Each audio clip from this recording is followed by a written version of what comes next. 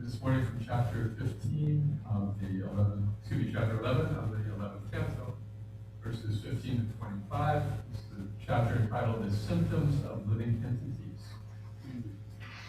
So, could we read around the room, please? Ask the mic, everybody read the translation.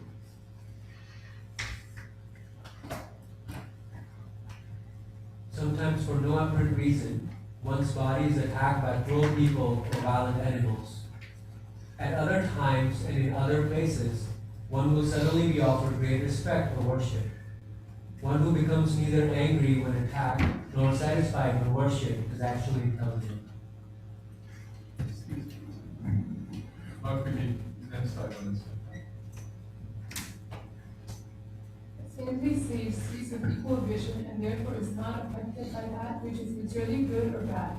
Indeed, although he observes others performing good and bad works and speaking properly, improperly, the sage does not praise or criticize anyone. For the purpose of maintaining this body, a liberated sage should not act, speak, or contemplate in terms of material good or bad. Rather, he should be detached in all material circumstances, and taking pleasure in self-realization, he should wander about engaged in this liberated lifestyle, appearing to be like a retarded person to outsiders. The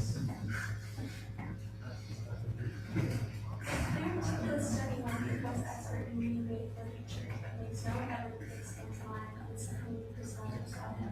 And once another certainly like that of a man who works very hard to take care of the cow that gives him milk. In other words, to prove one's labor of study may not be simply the labor itself. There will be no other tangible result. Dear Uddhava, that man is certainly most miserable who takes care of a cow that gives no milk, an unchaste wife, a body totally dependent on others, useless children of wealth not utilized for the right purpose. Similarly, one who studies Vedic knowledge devoid of my glories is also most miserable. On behalf of those who take care of cows and give no milk,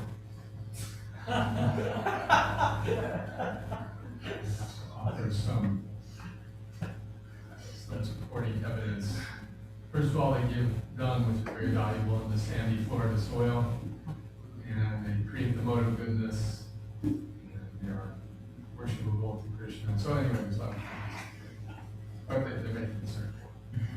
Please go ahead.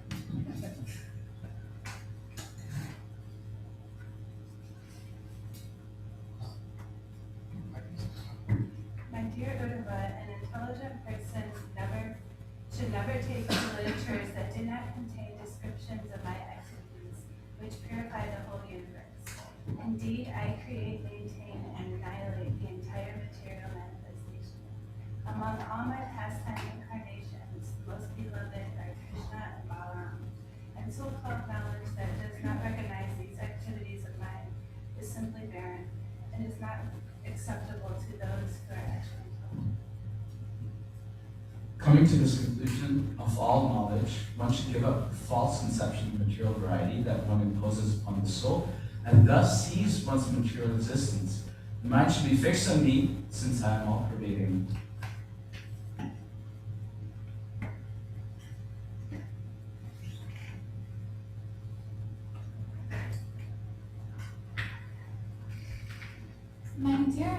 My dear Uddha, if you are not able to free your mind from all material disturbances and thus absorb it completely on the spiritual platform, then platform all your activities as an offering to me, without trying to enjoy the fruits.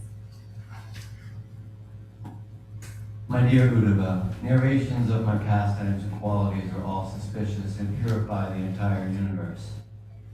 A faithful person who constantly hears, glorifies, and remembers such transcendental activities, who though dramatic performances relieves my pastimes, beginning with my appearance, and who takes full shelter of me, dedicating his religious, sensual, and occupational activities for my satisfaction, certainly obtains unflinching devotional service to me, the internal personality of Godhead. One who has obtained pure devotional service by association with my devotees always engages in worshiping me. Thus, he very easily goes to my abode, which is revealed by my pure devotees. Verse 17 in depth. Na kuryana vadet kinchin. Na kuryana vadet kinchin. Na dhyayat sattva sadhuva. Na dhyayat sattva sadhuva. Atmaramo naya vritya. Atmaramo naya vritya. Vicharech jadamani. Vicharech jadamani. Na kuryana vadet kinchin. Na kuryana vadet kinchin. Dhyayat sattva sadhuva. Dhyayat sattva sadhuva. Atmaramo naya vritya. Atmaramo naya vritya. Vicharech jadavan muni. Vicharech jadavan muni. Na kuryana vadet kinchin. Na kuryana vadet kinchin. Na dhyayat sadhu sadhuva. Na dhyayat sadhu sadhuva.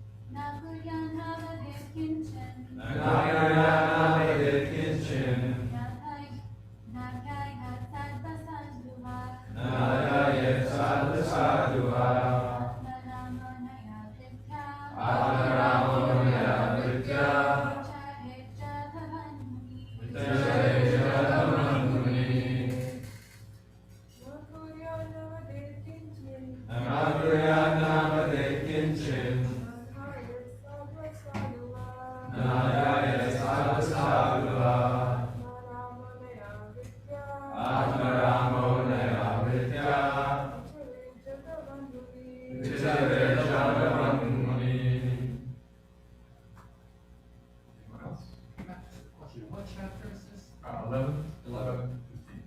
Or 11, 11, 17. Anyone else have to check?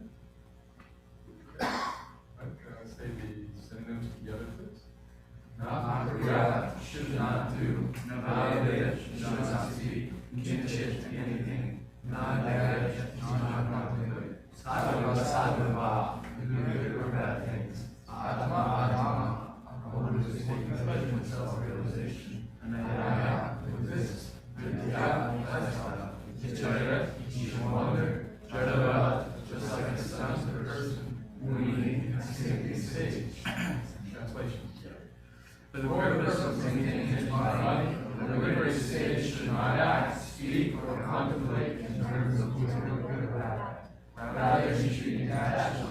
material circumstances, and taking pleasure in self-realization, you should wonder about engaging in a liberated lifestyle, preparing to become conscious and outside.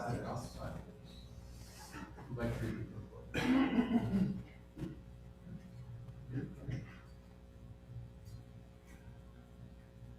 According to Srila Jiva Goswami, this verse describes a type of discipline recommended for the Jnani yogis, who by intelligence try to understand that they are not their material bodies. One who is engaged in the devotional service of the Lord, however, accepts and rejects material things in terms of their usefulness in the loving service of Lord Krishna. One who is trying to preach Krishna consciousness should be seen as very intelligent and not jadavat or stunted, as described here. Although a devotee of the Lord does not act, speak, or contemplate for his personal sense gratification, he remains very busy working, speaking, and meditating in the devotional service of the Lord. The devotee makes elaborate plans to engage all the fallen souls in Lord Krishna's service so they can be purified and go back home, back to Godhead. Merely rejecting material things is not perfect consciousness. One must see everything in the property of the Lord and meant for the Lord's pleasure. One busily engaged in spreading the Krishna consciousness movement has no time to make material distinctions and thus automatically comes to the liberated platform. Sometimes I think there should be a warning on Java beads, like on a cigarette pack. Continued use of this product will lead to inability to enjoy material life. And it will lead to saintliness. So at least people are going to be fairly warned. So the idea of this section of Bhagavatam is describing what are the qualities of a saintly person. This is the question that Uddhava raises to Lord Krishna. Arjuna raises this question twice to Krishna in the Bhagavad Gita. Can anyone remember where they're found? Arjuna asks this question. Towards the end of the second chapter. Towards the end of chapter 2, right? And then in one other place. Warm. It's the chapter on the three modes of material nature. Warmer. Chapter 14, right? Chapter 14 is about three modes of nature. And after Krishna describes how the modes affect people, then Arjuna asks, what? What is the symptom of somebody who has transcended the modes? In fact, if you could, you put up 14, 22 to 25. He gives a long, elaborate answer, which is a beautiful answer to this question. What is somebody like who has transcended the modes? He says, Son of Pandu, he who does not hate illumination, attachment, and delusion when they are present, or long for them when they disappear. Let's stop there for a moment. One who does not hate illumination. Why would you hate illumination? No reason to hate it. But we do long for it when it disappears. Right? So in Krishna conscious practice, we get moments of realization and insight and ecstasy, right? Maybe in a kirtan or during some particular, or reading some particular section, you get moments of ecstasy. And then they go away. There was a bhakta, some bhakta who was here years ago, one time in the kirtan, during the Sunday feast. He says, look, his parents were standing up on the regulation, having ecstatic symptoms.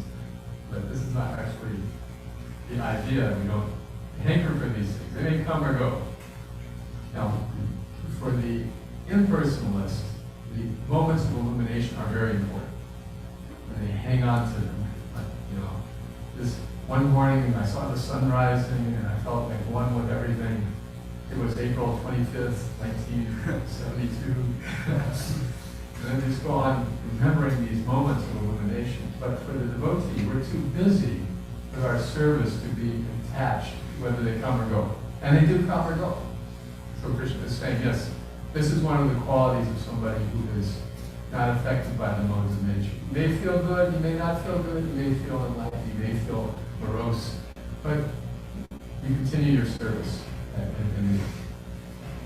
Any discussion on this point? Recently, we were discussing something that relates to illumination. With that comes obligation.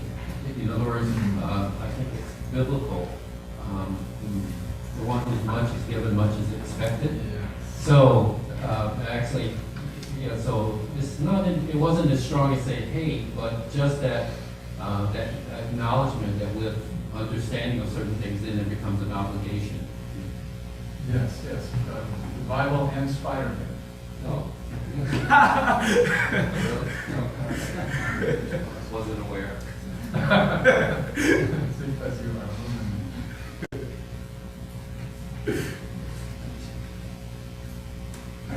Yeah, not only we don't care, they come and go, but in the case of devotee, if that illumination obstructs the service, he doesn't want it. Right, you remember the example from the Nectar devotion. Krishna's chariot driver. He was fanning Krishna. Exorcists were coming, but he was praying, please, just wait. I'm busy serving them. I'm later. Even that story I was relating yesterday about Srila Prabhupada becoming ecstatic at the vision of 10 million gurus and becoming stunned and they retracted external consciousness. So the devotees started a kirtan, and then later they asked him, should we have done that? And then he was embarrassed, and he said, I don't do that very often. Do I? So he did not directly answer the question. He just felt like that was inappropriate or something he did not want to do. He just couldn't help himself. Anyway, yes, so the illumination is not, actually, I can't wait to be illuminated in Krishna. No, we just go on with our service.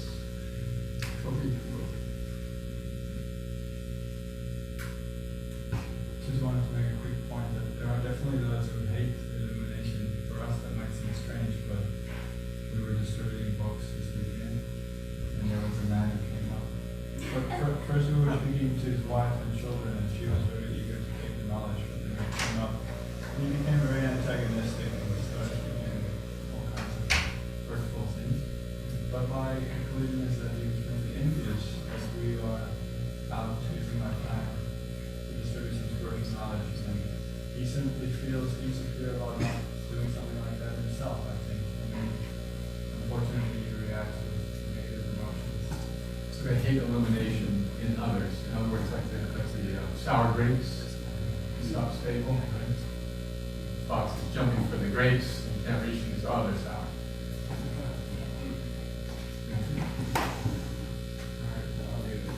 Cool. I think there is like a fear of the unknown. Like, once I become illuminated and I change and my friends and family distance themselves from me, I think there might be just a fear. Yes, that's a biblical example. When Jesus went out on his ministry, then he came back to Nazareth. Remember this? So he came back having made a name for himself, but all the people who knew him said, this guy is a prophet? No, he's the son of a carpenter. So Jesus famously said, a prophet is not without honor except in his own family and his own village. So yes, there may be a concern that if I become enlightened in spiritual life, that I will lose my relationships with my friends and family. In fact, Peter Spock, you know that, right? It says, if you want to hang on to your friends, society, family, and love, don't go down to the Jamuna and see that little blue boy playing the flute. Because you'll never want to come back. And he says, how can I go back to my family having seen Krishna? So yeah, that's another reason people fear illumination. All right, so let's see, what's next? Who is unwavering and undisturbed through all these reactions of the material qualities, remaining neutral and undisturbed. Right? And scroll a little further. Yeah, through while remaining neutral and transcendental, knowing that the modes alone are active. So, unwavering and undisturbed to all these reactions. Krishna has described how the mode of goodness affects us, the mode of passion affects us, and the mode of ignorance affects us. So the person, as Arjuna is asking, who's risen above these effects, sees they're happening, but does not respond to them. That is our great blessing of devotional service, because however we're feeling, if we just persist in our service, we're rising above the modes.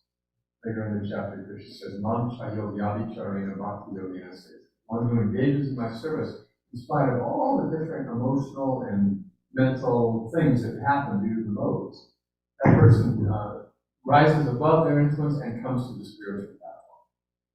So, let's just go ahead and finish the verse and we'll talk about this.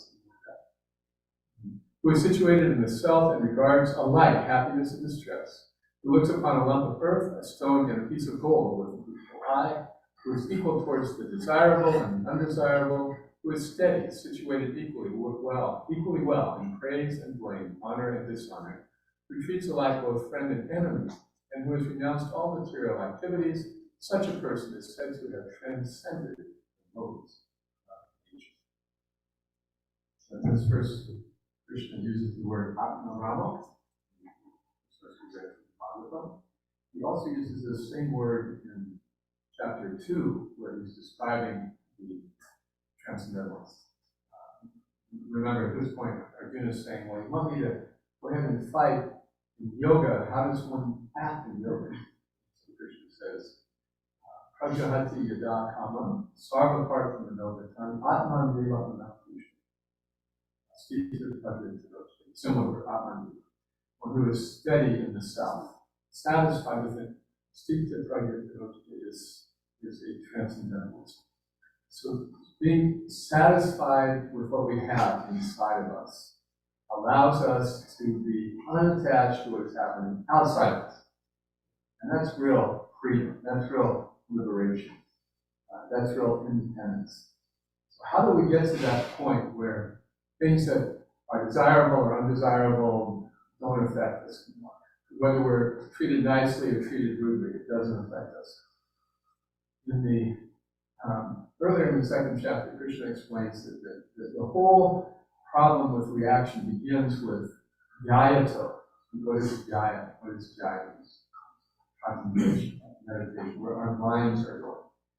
Dhyato vishayam pumsam. The mind is contemplating material happiness and stress, desirable and undesirable things. Then one becomes attached. I want people to look at me in this way. I want this person to treat me that way. I want this situation and that situation. If the mind is just going on and on about what we want, then we become attached to that idea. And kama samjayate kama. So by becoming attached to it, we develop like intense attachment or lust. Then kama krodha jayate. Lust, sense desire leads to anger. So anger is like a big red flag that we let the mind get out of control. We get angry, that means we have a certain vested interest in things going a certain way. Anytime we get angry, we should know, okay, my mind has gone off the rails here. So when we get angry, and we all get angry, anger makes fools out of us all, then the idea is to recognize and stop. Okay. At least stop acting on it, not to act on anger. Why? Because anger leads to more degradation. Koda bhavati sammoha, and we become confused. We say things that make no sense. Sammoha spriti vibrama, and we forget all the good lessons we've ever learned in our lives. Forget like how we want to be. Smriti vamsa buddhi nasho, and then our intelligence is finished. We no longer act on intelligence, we're just acting like little sensual blobs, reacting and responding to stimuli, like an amoeba. or something. Buddhinasha pranasi, then the human life is destroyed. So it all begins with the uncontrolled mind. And the red flag in the middle is anger. So what do we do when we feel angry with somebody? Generally, we get angry, as we mentioned in verse 15, when we're criticized, and when people don't treat us respectfully, we respond with anger. What does that mean? It means we have a certain egoistic idea of who we are and how we should be treated. And if somebody is daring to violate that. So it begins with that contemplation of who I am and how I should be treated. And it's all a product of the mind. People may treat us well or not well. If we have no egoistic sense of who we are and how we should be treated, then that anger will not arise. But that's a very saintly position, isn't it? It's very saintly. And we may not be at that point.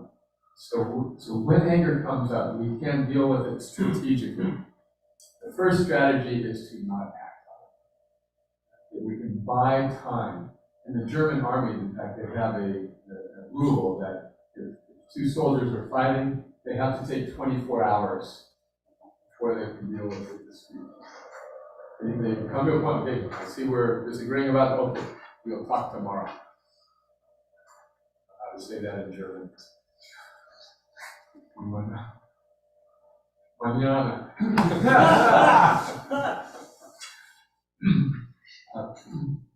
This is the first and easiest strategy. Buy ourselves time so we don't act on it. Okay, let me get back to you about that.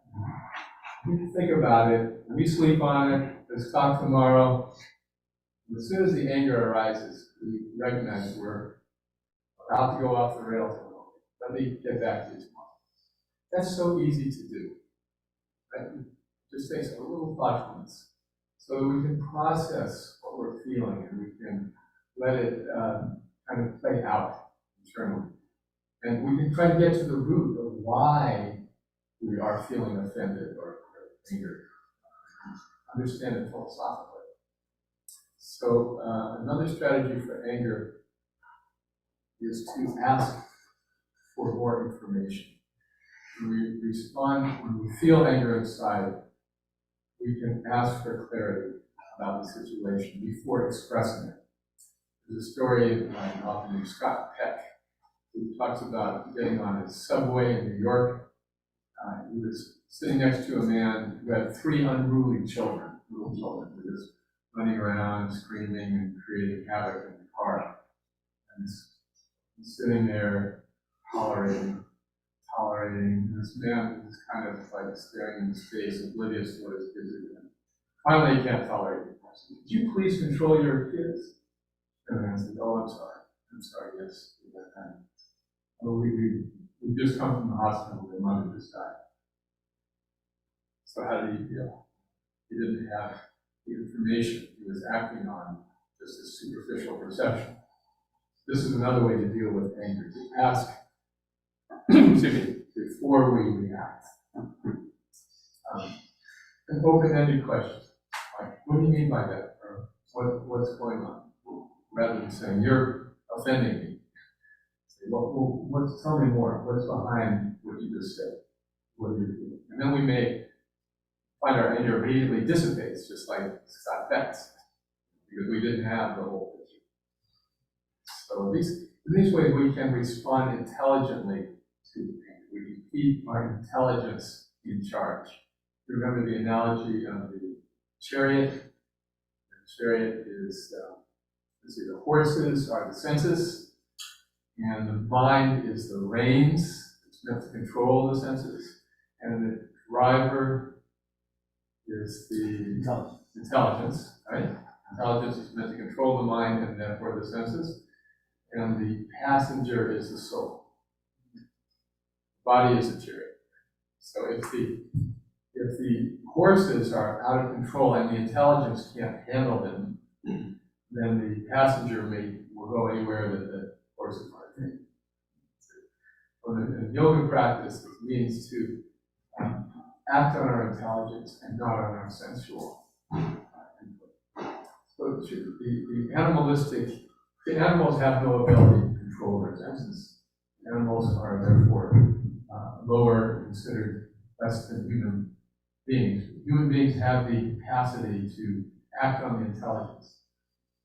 So the human being who does not act on intelligence is called a dvipadu pashu, a two-legged animal. The animalistic propensities are eating, sleeping, mating, and defending. So, animals make no discrimination on what they eat, mating anywhere, anytime. Prabhupada said, though, that of these animalistic urges, which human beings share, the strongest one is the urge to defend oneself. Even stronger than the mating propensity. So what does that defense mean? What Prabhupada said is, defending means you call me a nonsense and I call you a nonsense back. You criticize me, I criticize you. So this is the anger taking over our intelligence. If somebody criticizes us and we don't like it, then we are challenged to manifest our saintliness. You know, this is, again, the whole discussion in this chapter, the qualities of a saintly person. In fact, saintliness only exists in relation to other people, doesn't it? How do we express our good qualities if we're in no relationships? So the idea that is expressed in various places in the scriptures that you should just leave everybody and everything and go to the woods and that way be free of disturbances caused by other people. This does not allow a person to actually become saintly. Saintliness is only manifest in relation to others. So if people criticize us and we handle it without anger, that's manifestation of saintliness. If people praise us and if we don't start reading our own press releases, this is saintliness. If things go well and we don't get attached to it or take credit for it, that's the saintliness. And if things go badly and we don't get all depressed about it, that's saintliness. So this seems to be a sterile mode of life. Like, don't you have emotions? Don't you feel things? Of course we feel things. But we just know, the devotee understands how to digest and act or react with intelligence instead of with animalism. So these are the lessons from Bhagavad Gita and Srimad Bhagavatam. Later in the Bhagavatam, it said, Harada Bhakta, earlier, Harada Bhaktasya, Yasyasti Bhaktir Bhagavati Krishna. If our purpose is serving Krishna, if we just want to serve Krishna no matter what, good or bad, we just want to serve Krishna, then these saintly qualities appear automatically. That word is used in this, the end of the purport. One busily engaged in spreading Krishna consciousness has no time to make material distinctions, and thus automatically comes to the liberated path. This is called the anartha nivritti experience, or freedom from bad habits. And it is an amazing phenomenon of bhakti. We meet devotees, we take up practice, and then all of a sudden we start losing bad habits. We start losing attachment to things that have plagued us, maybe for years. They just kind of evaporate. And nothing builds one's faith more than that experience. Automatic relief from attachments. Self-defeating attachments, addictions, including to anger and inappropriate interactions with other people. Things that have been routines in our behavior for decades or years. So, and by the same token, those who don't have a purpose of serving God in their lives, where do you find any good qualities? This is a very harsh statement, right? And it kind of rubs us the wrong way when we look at it superficially. Can we really say, like Shruti said yesterday, all these filthy karmis? Can we really say that? Well, nobody except us devotees are good people. No, the mode of goodness is like 1/3 the mode's influence. So what are things that indicate somebody in the mode of goodness? Service, like yeah, public service. Truthfulness, sweet speech, selflessness, truthfulness, cleanliness. Right, so people who do not have the purpose of serving God as their top priority can manifest all of these qualities. And the mode of goodness is the foundation for entering a liberated state. When the mind comes to the mode of goodness, then one can take the next step to transcendence. So these are good qualities in the mode of goodness, but the problem is they're not sustained. They're very difficult to sustain. And this is why, like Mother Teresa, considered popularly a saintly person, whose purpose in serving God is certainly clear. But even then, there are critics and there are scandals. This is one of the unique things about Srila Prabhupada, that he was a very public figure, and yet there was never a whiff of scandal associated with it. He may have been criticized for misjudgments by, 20/20 hindsight, people who just look back, but personally, there was no instance where he was embroiled in some scandal. It was always consistent. So the point is, being in the mode of goodness is good, but it's difficult to sustain without that transcendental drive. I want to do Krishna. So for the devotee, mode of goodness automatically manifests. So Rava Bhaktashri Krishna Mahatma, where are the good qualities? Everything else is about the chariot of the mind will always drag one into the lower modes. Even if we're aspiring for goodness, eating vegan, recycling, gluten-free. So, anyway, the saintly qualities come from serving Krishna. This is why the warning should be on the beat. Now, one last thing is that we are like Jesus in Nazareth.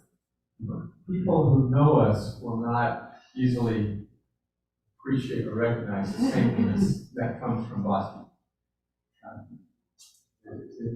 Prabhupada told a story about two men who were talking, and a third friend, a mutual friend, had been promoted to a high court judge position.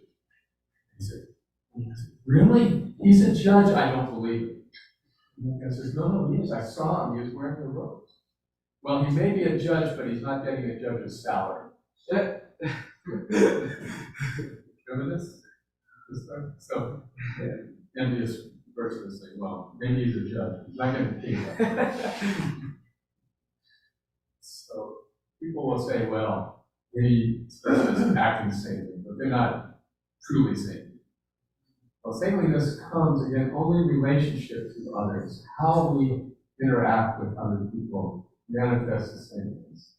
So the idea for a devotee is that we don't come in with guns blazing and say, you're in mine. The devotee treats everybody respectfully. The devotee looks for good qualities, even in non-devotees, in ways that they are superior. How is this person superior to me? And therefore can treat from the heart very respectfully. People are very interested, and people have amazing experiences. And if we just take the time to try to understand them and inquire from them, we'll find things in them we appreciate. So that kind of behavior inspires people to try to understand what are we into. So before we want to lay our Krishna conscious trip on them, try to find something in them that you appreciate. And this is saintly behavior. Not passing judgment, not trying to get people into our thing. We're trying to understand others. First seek to understand than to be understood, as Stephen Covey put it. Remember that? The 7 habits of highly effective people. Seek first to understand. Try to understand people, and then they will appreciate the saintliness that devotees automatically manifest.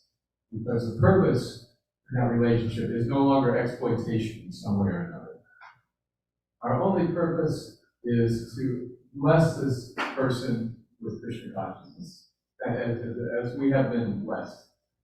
But if we're intelligent, then we will present it in a way that will be palatable, and they will appreciate before we give them all 12 candles. All right, any reflections on this?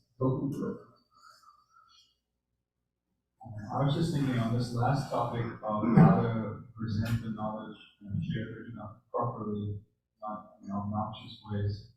I think what helps is if you focus on what the reality actually is, and the reality is that we are in this fortunate position just because of mercy, not because we are some amazing soul. We just here because of mercy, and we want to serve Krishna by sharing Krishna with others. Krishna will use us as an instrument. It's not that this is about our amazing rules sharing Krishna. Krishna shares himself through us, through our instruments, and we're not if we can just keep all these things in mind, then Krishna will help us to act. Yes, thank you. This is the quality of the saints now. Look how humble I am. Actually being in the mood of serving. Other thoughts? Quick point. I heard a class recently by Rattama. I was wondering your take on it. So he describes these 5 steps of idealism as lust, anger, greed, bewilderment, and then envy. And then he says something really interesting, which I want to look at.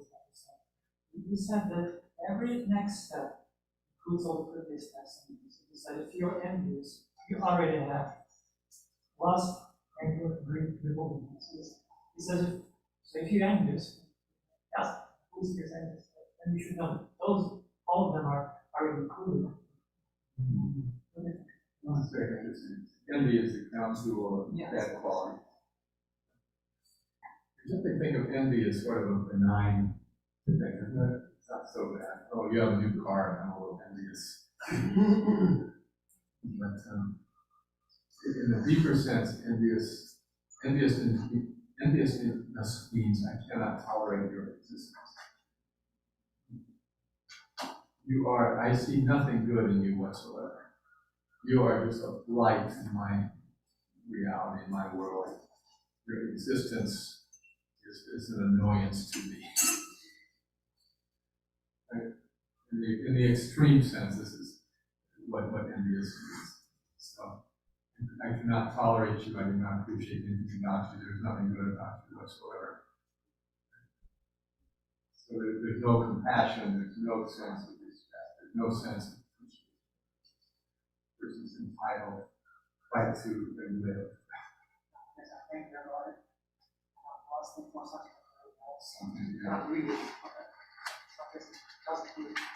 It does. It's the one thing that doesn't exist in the spiritual world. It only exists in the spiritual world. There's anger, greed, there's lust, there's bewilderment. Yes, all these things are found among Krishna's devotees. Vrindavan. Even jealousy is there. Jealousy, yes, but not envy. There's a difference, yeah.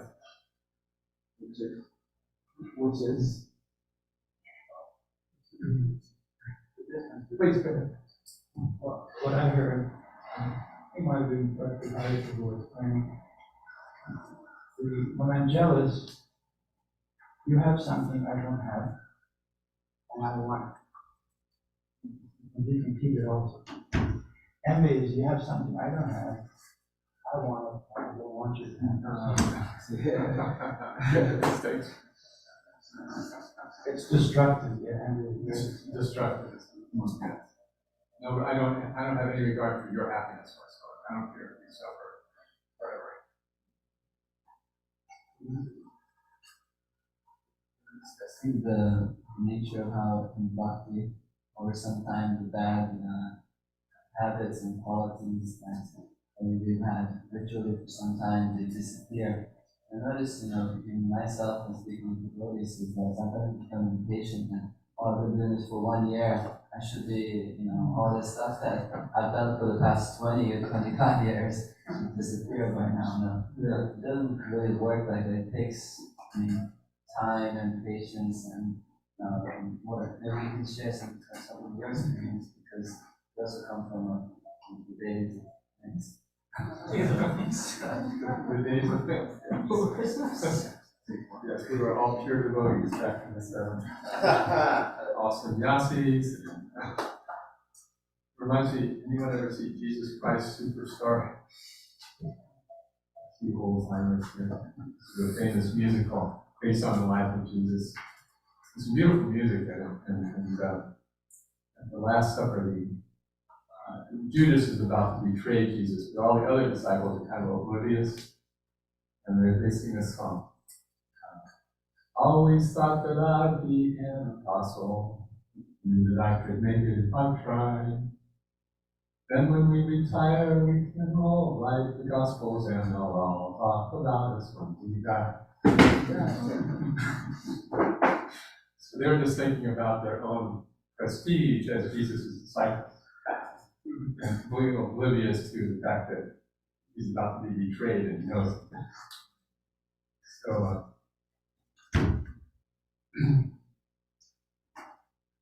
this is superficial Satanism. And sometimes we feel like, as devotees, I have to act in a certain way. I have to act like the same person. And that's hard to sustain because you really can't change who you are. You have to let the process work on us. What we can do, though, is recognize and be honest about things that we're actually feeling. Like, we feel envious of somebody, we can say, okay, well, I'm really feeling envious of this person. But not necessarily to that person. But that's why we need mentors, we need confidants, we need people who guide us. And a lot of our mistakes from the early days of this time were due to a lack of mature mentors. So many things. We just didn't have experience. So, it's one of my godbrothers asked Srila Prabhupada, once you start chanting, how long does it take to become purified? So, about 40 years.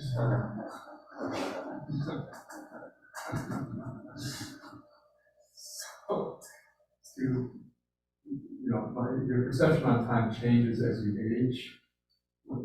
Like to a kid, I have to wait for an hour. As a young adult, like a year or 4 years. But when you get older, it's like, oh yeah, decade, yeah, we can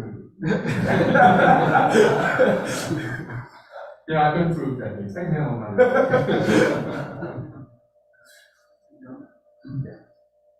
but this finishes the point. But yeah, this is why Utsahan Nishchaya Rupa Goswami says enthusiasm, determination, and patience are required for success. What, in practical terms, it means is to be satisfied to live in the mode of goodness. If we can just stay in the mode of goodness and follow the regular principles for years, decades, then it gets time for the finer sentiments of bhakti to manifest automatically. Last question. Just a comment regarding anger and also touching on resistance to illumination and the hatred of it. Spiritual master Yoda once said that fear leads to anger, and anger leads to hate, and hate leads to the dark side.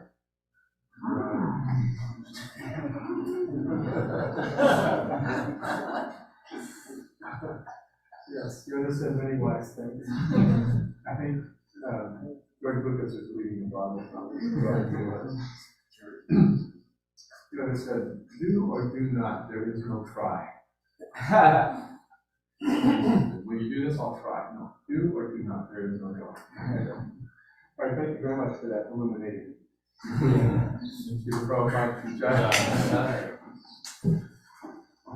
Happy Sunday, Golden Day,